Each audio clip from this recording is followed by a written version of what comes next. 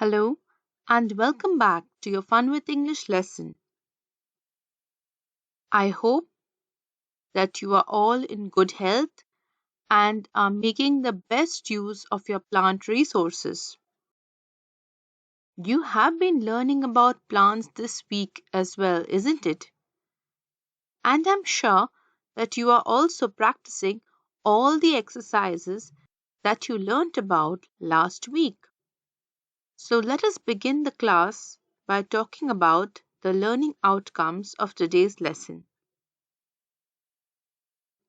At the end of today's lesson, you will be able to use articles effectively in speech and writing, frame and write a step-by-step recipe, understand and apply the present simple tense while framing the recipe, and analyze and justify the uses of plants. So, this seems like quite a task, isn't it? We have a lot of things to discuss in today's lesson. So let's quickly get on with our lesson. What are the different topics that we are going to cover today? Yes, as we learned from the learning outcomes, we are going to talk about articles. Do you remember the use of articles, a, an, and the? Let's see if you can put your knowledge into practice. We will also use the present simple tense. And I know that we have been revising it in quite a few lessons now. I hope you are getting better at it every day. And since this week in EVS we are learning about plants, let's talk about some of the uses of plants as well. Have you watched the story that I shared? Did you like it? Let's talk a little more about it then. How did you like the idea of the stone soup? Who was the main character in the story? Yes, it was the monk. And what did he make? Yes, he was the inventor of the stone soup. What do you think? What kind of people were the villagers when he first met them? Yes, they were not kind. They were quite rude and they did not want to help the poor monk at all. But what changed things for the monk? Yes, it was his streak of generosity. He decided to treat the villagers, and he himself was treated in the bargain. Do you remember all the things that went into the soup? Let us quickly revise the ingredients of the soup. And more importantly, children, what did we learn from the story? What do you think was the moral of the story? Do think and let me know. And here we are. These are the ingredients that went into the soup. First went the stone, then carrots and onions, salt, pepper and herbs, milk, potatoes and meat. And do you know, children, very often the egg white is used in the soup as well. Now I know not all of us have meat or eggs. In that case, we can easily make a vegetarian soup using all the different vegetables mentioned here and adding some of our own. Do you see, children? We use plants in so many ways. In fact, for vegetarians, it is the only source of food. And we get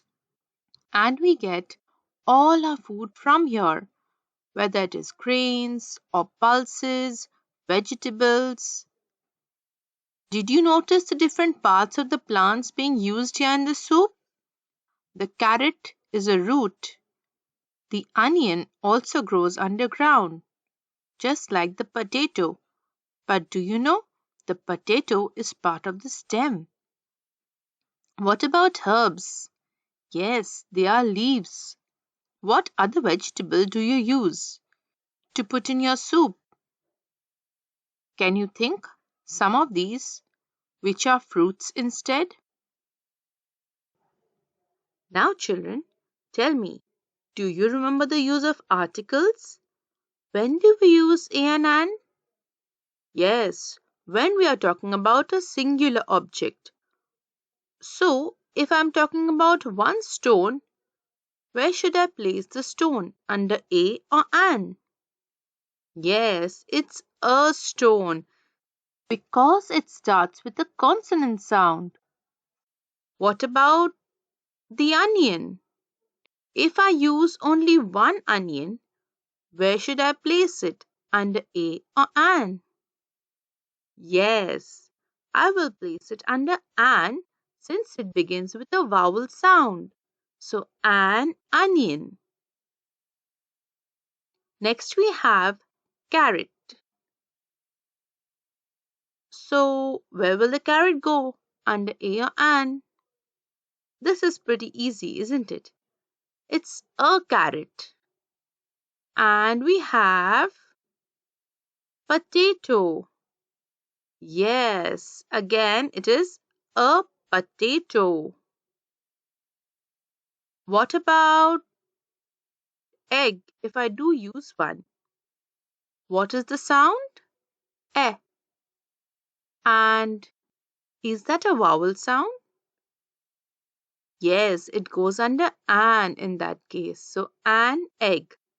Now, there are some ingredients here that cannot be counted. So, we cannot use a or an with it. What are some of these? The seasoning, salt, pepper, herbs cannot be counted. Even meat or milk cannot be counted unless I'm talking about a proportion. Now tell me, children, what do you know about seasoning or the different kinds of herbs used? Do you know the names of any herb? Have you heard of rosemary, thyme, oregano, basil? These are all names of herbs. You might have seen Mama using some of these. I can see that you are quite an expert at articles. Let us then go on to our recipe and see if you can use the present simple tense while writing the steps of this recipe. Here it is. Stone soup. Heat some water in a pot. Add a stone you've scrubbed a lot. Sprinkle pepper, salt and herbs. Let it boil undisturbed. Drop in carrots, onions too. Let the soup heat through and through. Stir in milk to make it sweet. Add potatoes for a treat. Toss in ham bones. Let it stew. Let it bubble. Let it brew. Taste the soup, and when it's done, share stone soup with everyone. What do you think? Is that a nice recipe? I think it's quite a good poem as well. Did you notice all the doing words or verbs that are used? Heat, add, sprinkle, boil, drop, stir, toss, taste, and share. These words are used in the present simple tense. Remember when we were last talking about the present simple tense? What did I tell you? When we are giving instructions, we use this tense. So, in the case of a recipe, also, we use the present simple tense. Now, can you try and write your own recipe using the same tense? You can make any dish of your choice and share the recipe with us. Well, I do not want you to keep writing and writing.